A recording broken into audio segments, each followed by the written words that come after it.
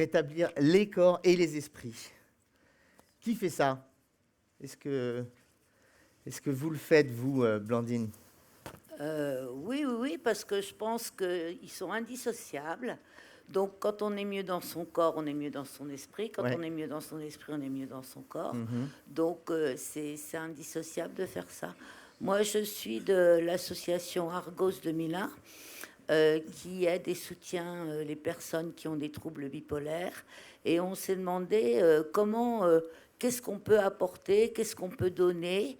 Et en fait, on a pensé que de faire de la psychoéducation, c'est-à-dire une meilleure connaissance de sa maladie par des participants à des groupes, c'est extrêmement important. Mieux on se connaît, mieux on peut se traiter, mieux on peut appréhender tout ce qui arrive. Donc, on a pensé que c'était très, très important de mettre ça en place. Et on a mis des groupes en place, des groupes de patients et de proches, pas mélangés, hein, chacun son groupe. Et pour les groupes de patients, il y a 8 séances qui balayent les généralités sur la maladie, les traitements médicamenteux, les traitements non médicamenteux, qu'est-ce que c'est une dépression, qu'est-ce que c'est une manie, qu'est-ce que c'est l'euthymie, etc., pour permettre à chaque participant des groupes d'avoir des outils et de pouvoir mieux gérer leur maladie. On aide aussi les proches, parce que les proches, c'est très important dans l'appréhension aussi du patient. Donc, ces groupes sont en visioconférence pour balayer un maximum le territoire français et permettre à des gens qui n'auraient pas la chance d'avoir un hôpital à côté de pouvoir participer. Donc ça, c'est très, très important. Et puis, les retours sont très bons et sont très positifs. Et on fait aussi une évaluation pour voir un peu plus scientifiquement ce que ça apporte aux uns et aux autres à l'aide de questionnaires qu'on collecte, et on fera une analyse quand on aura suffisamment de patients qui ont suivi ces groupes. Ces groupes sont animés par une psychiatre et un psychologue, donc il faut quand même leur disponibilité. Ils sont deux. Ils sont deux. Pour aider d'un patient expert d'Argos ou d'un proche expert d'Argos suivant le groupe. C'est ça. Donc il y a un appel à inscription, parce qu'il y a des dates bien fixées, puisque pour les groupes patients, c'est 8 séances, et pour les groupes proches, c'est 6 séances.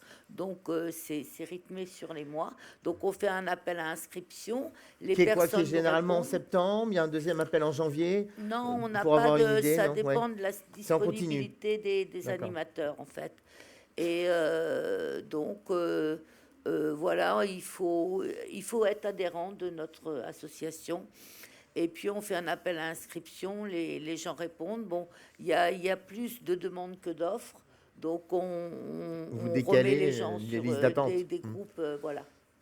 Et les personnes s'aperçoivent que, en connaissant certains symptômes de la maladie, en sachant comment y paraît, par exemple l'anxiété, des choses comme ça, ils sont beaucoup plus libérés et ils peuvent faire beaucoup plus de choses.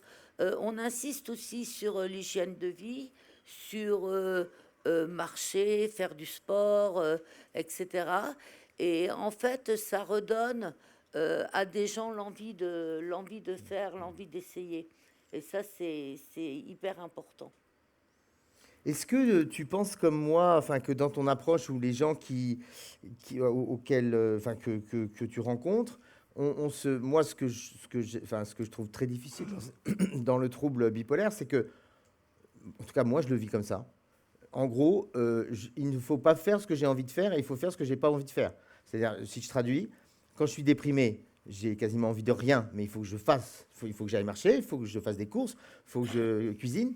Et inversement, quand j'ai envie de faire trop de choses, parce que je suis un peu trop en forme, bah là, à la limite, je me serais arrêté pour discuter avec un tel, une telle, une telle, une telle, et je serais pas encore sur scène. Vous voyez ce que je veux dire? Donc, comment ça se passe? Oui, mais Qu'est-ce qui s'échange avec les uns les autres? justement, je crois que la psychoéducation aide à éviter d'aller trop bas ou trop haut.